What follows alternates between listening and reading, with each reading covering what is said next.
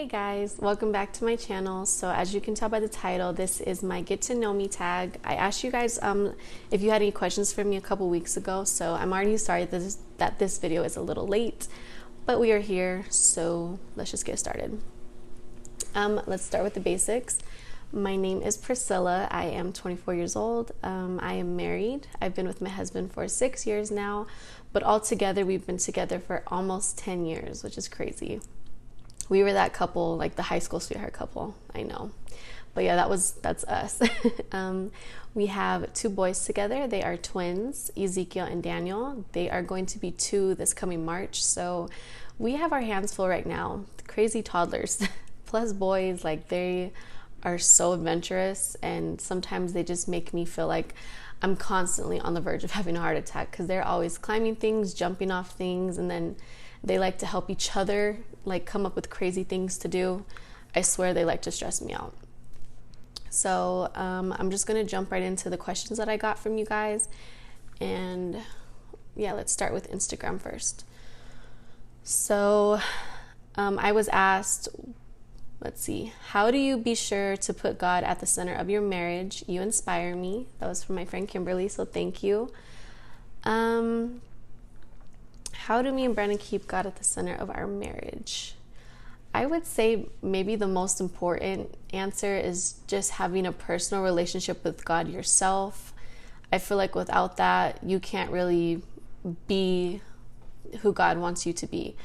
So yeah, just praying and just having that relationship with Him, I feel like that has helped me and Brandon a lot because, you know, looking back at the times that we weren't really being close with God and we weren't praying as often as we should have been, I feel like that's when we got hit with the most problems and we just didn't really know how to solve it. And that's where, you know, a lot of fighting was happening and just things like that. So I would definitely say having that personal relationship with God and just praying and talking to Him every day, making that a part of your daily routine. Because as a Christian, I do feel like, you know, talking to God, you should talk to Him just like you talk to your husband, to your kids, to your family members. You should talk to Him every day, if not more. And I feel like that's definitely helped me and Brandon because we are not perfect. We are not a perfect couple at all. I don't think we are, and He knows we're not either. But, you know, I just think because we have God, that helps us be closer. And maybe, I don't know what you guys see from my social media, but that's nothing but God, because Brandon and Priscilla probably would not have lasted as long as we did if we didn't have God. And that's just the truth. But I love Brandon. Thank you for that question. I hope that was a good answer. I got asked, do you want more kids? And it's funny because the girl that asked this, she actually has twins too. She has a boy and a girl though. And I'm sure she could probably relate to this question, but I have been asked this question literally since I've had them, even when they were newborns. Like that was always the first question from people was, are you gonna have more kids? When are you gonna have more kids? And right now the answer is no, we don't want more kids, but it also follows with not right now. Me and Brandon have always said that we for sure see ourselves with 3 kids, but I think twins was more than enough on the first round of having kids. So maybe when they're a little bit older, maybe kindergarten, somewhere along there. So it's like they're a little bit more grown up and they don't need me as much, you know, because like I said, they might be in school, they'll be a little bit more independent. And I think that will help me out a lot. So yeah, maybe in a few years, but definitely not right now. My sister-in-law, Nicolette, asked me, favorite movies and TV shows, please. So let's see, movies. I love a lot of movies except for like scary movies. I cannot handle scary movies. So I'll start with like my funny movies. I feel like White Chicks is a classic funny movie. Like that movie just cracks me up no matter how many times I watch it. Me and my nieces, anytime we get together, we always have to watch that movie, and like we always replay certain parts like 10 times. We just die laughing. So for sure, White Chicks. Nacho Libre is another really funny video or movie. I feel like a lot of people say they don't like that movie, but maybe you just have to have a sense of humor, like a certain sense of humor with that movie, because that movie is so funny. Like when you look at all the characters and like what they do and how they say things, it's like you sit here and wonder like, where did they find these people? But Nacho Libre is really funny. Let's see, what else do I like? I like older films as well. So I do like Wizard of Oz, Gone with the Wind. I feel like my favorite Christmas movie is It's a Wonderful Life. That movie, every time, I just love that movie so much. I don't care if it's summertime, I will watch that movie. I'm trying to think what other movies. There's so many movies that I love. Like, I can't even think of them right now. I know there's like way more action movies and like serious movies, but I just can't think of them right now. But it's like a gist of me. I like to watch really funny movies, and like I said, not so much scary, but definitely like action and thriller. I like thriller movies, but that is so different from horror to thriller. I like thrillers because it makes you kind of wonder like what's going to happen. It makes you think, as for like a scary movie just has me like literally watching it between my fingers the whole time. I hate scary movies. So as far as TV shows, I have so many. So Nicolette knows that I love The Office. Every time I'm home visiting and we get to hang out with her and Mark, which is my husband's younger brother, we are always talking about The Office and how funny it is. I feel like that TV show, I would call it a classic because I can watch that over and over and I'm still laughing at every episode like it's the first time I heard it. Or seen it. I have a few friends who they've told me like they hate The Office, but I always tell them just give it a chance. Like, I feel like once you get past season 1 and season 2, it's really funny. You just have to get through it with them. But I would say after season 3, like that show is so funny. As you can tell, I love it because I'm over here rambling about it. Let's see what else. Again, because I said I like old-fashioned movies or black and white shows. I love The Twilight Zone. All of my family and friends know this about me. I love The Twilight Zone. I am a grandma at heart, so I feel like anything that's like around that time, I don't want to say like where old people watch because that's not really old, but yeah, I just like old-fashioned TV shows and all that. Let's see. So yeah, The Twilight Zone. And if I'm talking Netflix TV shows, I love Black Mirror. That one was pretty cool. I liked it. I feel like not everyone can handle that type of TV show, but it definitely messed with you psychologically. Breaking Bad, I've watched that. Me and my husband, we watched that like 3 times all the way through. Breaking Bad is just a really good show. Sons of Anarchy, that one always gets me my feels towards the end. I cannot handle the ending of that one every single time I watch it. What else is there? Handmaid's Tale, that show right there, I can't even start on that show, but you guys need to watch Handmaid's Tale.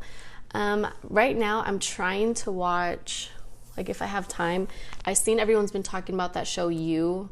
I need to watch it. I've watched 2 episodes and for me it was like a little out there, but I want to finish watching it because again, I like thrillers. I like, things that kind of keep you on the edge of your seat. So I need to finish You. And I'm gonna throw in some cartoons while we're here. I love Courage the Cowardly Dog, Adventure Time, Tom and Jerry, of course, and for sure SpongeBob. Now I feel like as an adult SpongeBob's even funnier, but maybe that's just me. Me and my sister are always like referencing SpongeBob in anything we can throw it into. So I hope that was a good amount of TV shows. I'm pretty sure there are way more, but I can't think of them right now at the top of my head. So yeah, if you guys haven't watched any of those, you probably should because I promise they're good. All right, so let's jump into the next question. And this one is from Dominique. She asked, what are subtle or big differences you see in Ezekiel and Daniel, as in food preferences, colors, etc.? So right off the bat, I would say food. Ezekiel's my firstborn. He's like the first one that was born. Yeah, you know what I mean. Ezekiel likes Mexican food a lot, so he's like obsessed with Mexican food, but if I give him any type of like Asian food, he wants nothing to do with it. But Daniel's the complete opposite. So Daniel does not like Mexican food, but he is obsessed with Asian food. So like, if it's rice and adobo or something like that, or like egg rolls, Daniel loves it, but Ezekiel will barely touch it. But let Ezekiel have like some enchiladas and rice, like he's killing it. So I would say already right there, they're pretty opposite when it comes to things like that. I think it's so funny when they do that because it's like, you're too little to be picky. Just eat what I give you. What else?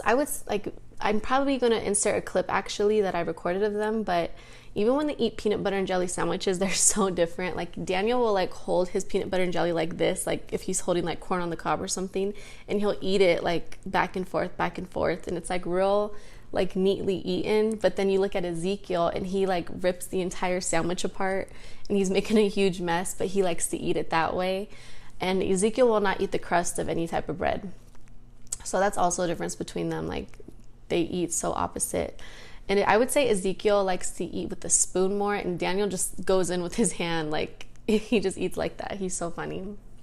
But I would say they're probably too small right now to have a favorite color. Maybe in the next coming year, they'll start, having more likes like that. But from a mom point of view, when they were smaller, Ezekiel was usually the baby with like the green pacifier, and Daniel would have the blue pacifier. I tried to do it like that just so we never mix things up, because I had twins, and that was a little hard to keep track of back then when I had like bottles, pacifiers, bibs, and all that stuff. But as far as that stuff's concerned, yeah, I kept them separate that way. But personality wise too, Daniel is super serious. He's really reserved, and he's very shy. Like, he has to kind of think about if he wants to talk to you or not. And Ezekiel's obviously opposite. He's more outgoing. He doesn't really take anything and everything serious. He just likes to play and laugh. Like, Ezekiel's been like this since he was, a baby. He would, like, say if he's like angry or his feelings are hurt or he's sad, he'll like be crying his little heart out. But as soon as you make eye contact with him, he's like laughing really hard. So he's never been the type to take everything serious. He's just full of joy. Not to say Daniel isn't, but Daniel's more, like I said, serious, and Ezekiel's more outgoing. And Ezekiel loves to read books, and Daniel is like all about jumping around, climbing things, being adventurous. So I definitely see, maybe in school, I for sure see Daniel maybe being more athletic, and I see Ezekiel being more academic, because Ezekiel is always asking, like, book? Can we read a book? Like, he loves books right now. And like I said, Daniel's rather go jump off things and give me a heart attack. So thank you for that question. Let's see. I also got asked, what are you willing to do if God asked you to do it? Excuse me. I would say I'm willing to do anything God asks me to do, but like, with that being said, like, Lord, don't send me any crazy tasks. But yeah, I am usually the person that if I feel that God is asking me to do something, like, say whether it's like giving $5 to somebody, or he'll give me like a dream or something, and he'll tell me, you need to talk to someone about this, whether they'll accept it or not. I usually know and I understand when God is talking to me. So it's like my palms get a little sweaty and my heart starts pounding, and I just have like this nonstop thought, like, Priscilla, you need to do this. And that doesn't come from me, like, because normal Priscilla doesn't want to do that, but who God wants me to be will listen. So yeah, I would definitely say I'm pretty obedient to what God wants. Not to say that I'm perfect, but I'm willing to do anything that he asks me to do. So yeah, there's that. All right, let's jump into my Facebook questions. Okay. Brianna asked, what is your favorite thing about having twins and least favorite? That's a good question. So I would say my for sure favorite thing about having twins is that they have a built-in friend. They're never alone. And I feel like that's starting to show more as they get older. That's helping me out a lot. Like, I can now go cook dinner in peace, or I can go clean something, and I know that they're keeping each other occupied, and they're able to play with each other. So I feel like that's good for them, and it has helped me and Brandon out a lot too. Even though there's still a lot of work, it's kind of helped us be able to kind of relax more, especially the older they're getting, because again, they're not alone and they have a little friend with them no matter what they're doing or where they're going. So that's my favorite thing. And having there's so many positives that come with having twins, but I would say that's probably my number one. And I think too, just because my twins are fraternal twins, they're not identical. So me and Brandon pretty much got to see like what two separate kids would look like at once. So I thought that was kind of cool. It's like we got a little bonus feature of what our kids would look like. So that was also, it's a plus of having twins. My least favorite thing, I feel like there's two things, but one is like newborn stage and one is like now, and probably the rest of their lives. Excuse me, my throat is so itchy. That was an ugly cough, by the way. But I would say newborn stage, my least favorite, was definitely like, I was a new mom a couple years ago, obviously, and I didn't have anything to compare this to. So me and Brennan were just kind of learning as we go. And I wouldn't really say that I had postpartum depression, but I had like this crazy mommy guilt, and I had it about every little thing that I would do with them. So like, say example, I would hold Ezekiel for like 15 minutes and Daniel only got held for like 10 minutes. I would always feel really bad about that. And even though it sounds so stupid now to say out loud, it's like I always was afraid that they were going to like think, oh, like my mom favors me over him, or, you know, I'm not the favorite twin or the favorite son, you know, like that was some real guilt that was going on back then. And I had that for about 3 or 4 months, just constantly being afraid that I'm leaving someone out. But like I said, now when I say it out loud and I look back, it was kind of silly to be like that. But, you know, in the moment, it was really tough because I would cry about it a lot. But now I just realized, you know, like I wasn't picking favorites. And I don't think with twins or even multiple kids, you can't have a favorite.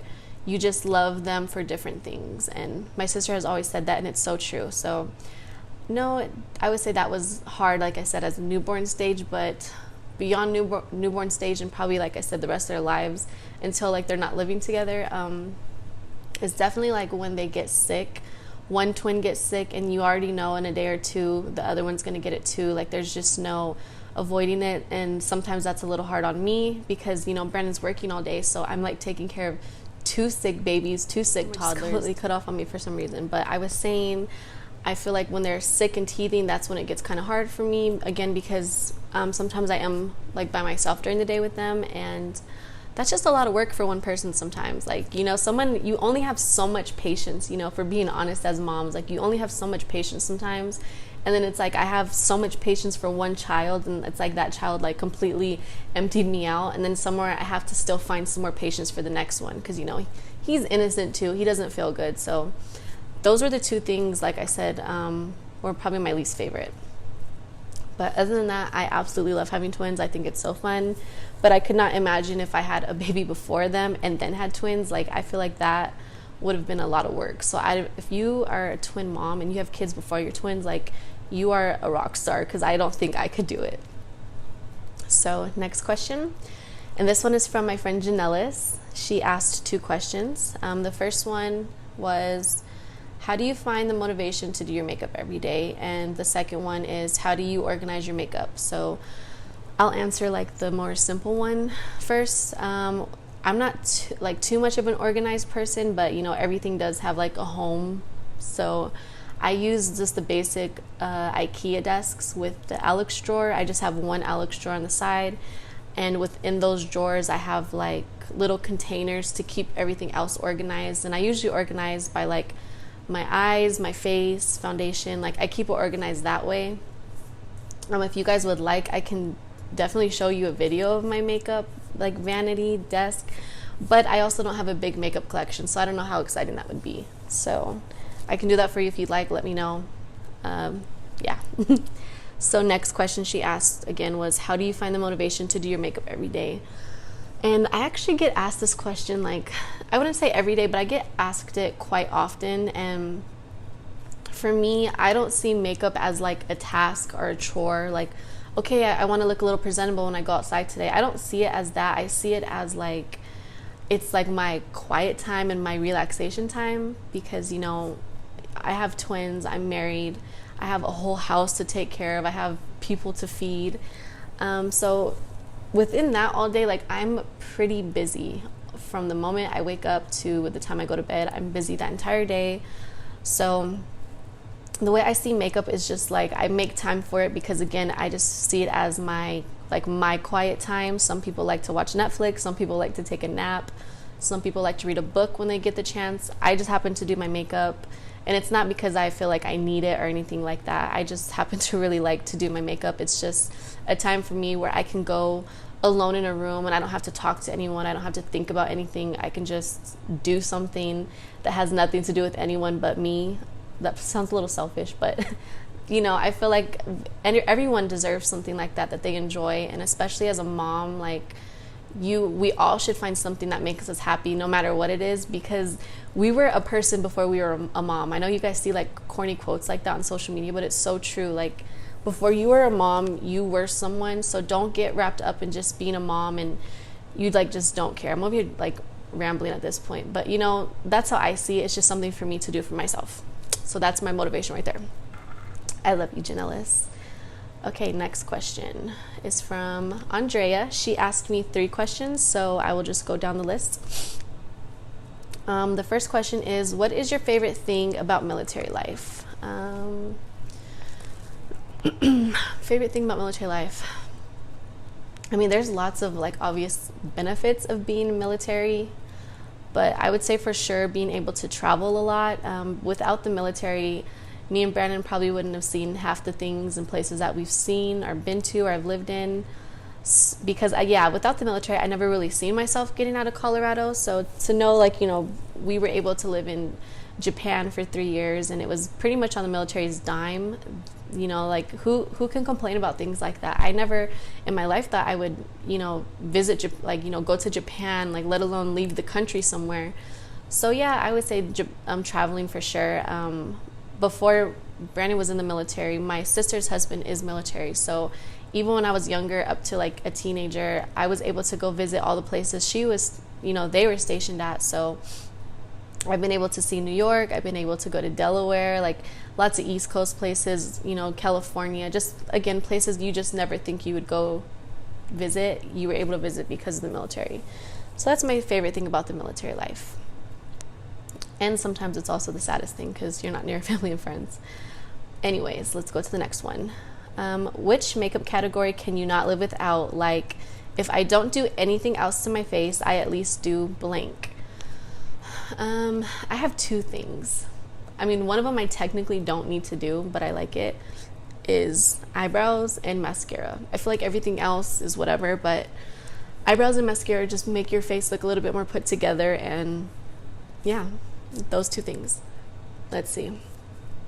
Next question. This is her last one, and my friend Ashley actually asked the same question, so I'm just going to answer it here. They both asked, like, what is your skin routine, and what's your favorite skincare products? So I have 2 categories. I have like I don't want to call it like broke version, but, you know, just like your not so much everyday routine, but just, you know, something cute and fun to do. I do love like the Walmart masks that are like $1. My favorite one, I think it's like a green tea one or something, but it's like you put it on your face. It comes out as a gel, then you put it on your face, and it literally starts to bubble all over your face. And I just think that is so cool, and it smells so good. And it always leaves my face like super, super smooth and clean. So I love Walmart masks, just, you know, to be cute and girly. But my everyday like skincare routine to actually take care of my skin, I use this regimen called Redefine. It is from Rodan & Fields. If you've never heard of them, you need to Google them now. But yeah, I use Redefine from Rodan & Fields, and that's my favorite one. That one is, I would say it's more of like a everyday like regimen routine. It's helps with like anti-aging and all that, and clearly I don't have wrinkles yet, but it also helps with like if you have pores, like large pores and all that on your face, which I used to have, and that has helped my pore area a lot. So yeah, I would say Walmart masks and my Redefine regimen that I am obsessed with. Thank you guys for those questions. Okay, let's jump into the next one. So Kayla asked, go back 10 years, did you picture your life to be the way it is now? So 10 years ago, I was 14, so obviously not. When I was 14, I definitely wasn't one of those girls that would like fantasize about having a husband and kids. That just was never my like goal in life. So I don't even know what I was thinking about at 14. Probably nothing, because I was a loser. I'm still a loser, but yeah, I wasn't thinking about anything like that. So to have it be where I am now, I feel like my life has been like a really big, pleasant surprise. But no, I didn't picture the way it is now, but I'm really grateful and thankful and happy that my life is like this, because, you know, I have a really great husband. We're best friends. We have cool little twin boys together that we absolutely love. And yeah, I'm just thankful for all that, because without how my life would, like, if my life didn't turn out the way it did now, I wouldn't have met half the people that I met. And yeah, so I'm happy the way it turned out. So thank you for that question. All right, next one. Heather, and side note, Heather is actually my middle school gym teacher, and we used to call her last name is Narvison. It's like so random, but we used to call her Narv, so it feels kind of weird to be like Heather. I still see you as like my gym teacher. Is that weird? But yeah, Heather asked, what is the scariest thing you have done in your life? There's like two things that come to mind. Like one is like the obvious, like, oh, you get married and move to another country. That was scary, but I feel like real life, like scared. For sure having my C-section, even to this day, whenever I think about like what I had to go through to get my kids here, it makes my stomach like feel so weak. Yeah, because I hope you guys don't look it up, but if you've ever seen or watched or been through a C-section, you know that it is scary and it's not fun. I did have, a good experience. I had a really good recovery, but overall, it just wasn't like my first option for having a C-section. But yeah, that was for sure the scariest thing I've ever done. And I'm hoping if we ever do have kids again, maybe I can have push a baby out the normal way, because I don't know if I could do a second recovery. Like, that was rough. And I was taking care of 2 newborns at the time. Like, honey, it was too much for me, but I did it. I just didn't like that I had to do it because, again, it was pretty scary. Let's see. What is the next question? I think I lost it. Nope. Okay, here it is. Okay, my sister asked, Melissa, she said, how does it feel to have the best sister in the world? And I wouldn't know because I'm the best sister in the world. No, just kidding. I love having a sister. It's legit a built-in friend forever, so I love having a sister. Hold on, you guys. I completely lost. I lost where I was. Give me a second. I think we have 2 more questions, then we're done anyway, so this wasn't too bad. So after my sister, Clary Ann, she asked, where do you see yourself in 5 years? I for sure hope that in the next 5 years, I will have gone to school and finished it. I've always wanted to go to cosmetology school. That was my plan right after high school. Before I even thought I was going to get married, that was my plan. But obviously things changed, and then by the time we were done with our tour in Japan, I came home pregnant, and then from there, who has time to go to school right now? But I do hope within the next 5 years I am going to go to school and I finished it, and just in general, I'm going back to school. And I just feel like cosmetology is definitely a good trait to have, just because, especially as a military wife, wherever you go, you can take that skill with you. And I mean, hair never goes out of style. Everyone always wants their hair done. So I always dream of going to cosmetology school. Thanks for that question. Last question. This is from my cousin Cam, or Cameo. She asked, contour and highlight are still a mystery to me. I've seen lots of tutorials, but how do I know what works best for my features? Love you. Love you too. Well, obviously everyone has different face shapes, and it really just depends, again, on your face shape. So I would say like basic tips for contouring would be like, starting from the tip of your ear, like kind of down to the middle of your cheek in a way. I would say don't go past like the pupil of your eye. Like that's like a general area for me where I like to keep it. And I don't really bring it down too low, because again, that defeats the purpose of a contour, because a contour is supposed to like kind of give your face some dimension. And if you have a chubby face like me now, it kind of helps make your face just look a little bit more slim. But another good rule to follow is actually something I learned from Kim Kardashian. I don't know if she really does it anymore, but she used to like do like a number 3, and then right there is like a good area to know where to put the contour at. And again, so it's like, say if you put this as your contour, whatever's not dark or contoured, that's where you want to put your highlight. And like the point of highlight, if I can explain it correctly, it's pretty much just to bring what you want, like your favorite features, to bring it forward, and then the contour is kind of to bring everything back. So I hope that makes sense. I hope that's a really good explanation. But I would just say just following a 3, and if anything, if all else fails, just make sure everything's blended, and that's what will make your makeup look just that much more better. It's just when it's blended and you have like the correct shade for your skin tone. So for me, I can't just go in with any old bronzer or contour, because sometimes colors can tend to look like orange on me because I'm so light skinned, like you could see my veins. So I like to find colors that are kind of like grayish brown, and that looks more of like a shadow on my face rather than like orange dirt. So yeah, I hope that that's a good enough answer for you.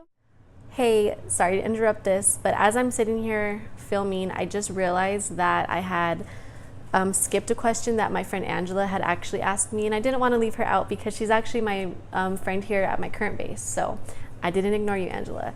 I just skipped over the question on accident. And side note, my kids are up. I don't know if you can see them. They're being good right now watching cartoons so I could finish this last clip. So yeah, let's just answer her the question that she asked me. So she had asked, what was the biggest adjustment I've had to make since becoming a military wife? And for me personally, I would say having to leave my friends and family behind and leaving, like, you know, all of that to go to another place where I know no one. So that was pretty hard for me. I would say our first year and a half in Japan, I was a little depressed because I'm really not like that outgoing. I don't like desire to have a whole bunch of friends, but you know, it is nice to have like a few friends here and there. So that was just kind of hard, like, you know, going from like my whole life where I'm surrounded by all of my cousins, my family, my mom and dad, and nieces, nephews, all that, and all of my close friends that I grew up with, and having to, like, you know, pick all that up, and I pick myself up, I should say, and leave all that. That was really hard, but I mean, at the end of the day, it's worth it because, you know, I'm able to be with my husband, but it's still hard, you know, when I go home and I have to tell everyone bye. I'm just as sad as the first time I had to tell them bye. It never gets easier telling your friends and family bye, but it's always like an I'll see you later. I just think Japan was just a little bit more hard for us because we weren't really sure when we were going to be able to come home and visit because it was super expensive to fly home. But now that we're here in Missouri, it's like a 10-hour drive to our home state in Colorado. So it's not too bad, but there's nothing like being home. But yeah, so that's my answer for that one. Again, you guys, I'm so sorry this is such a random clip in the middle of the video, but just bear with me. We will grow together in filming. So yeah, thank you guys again for all the questions. I will see you guys later.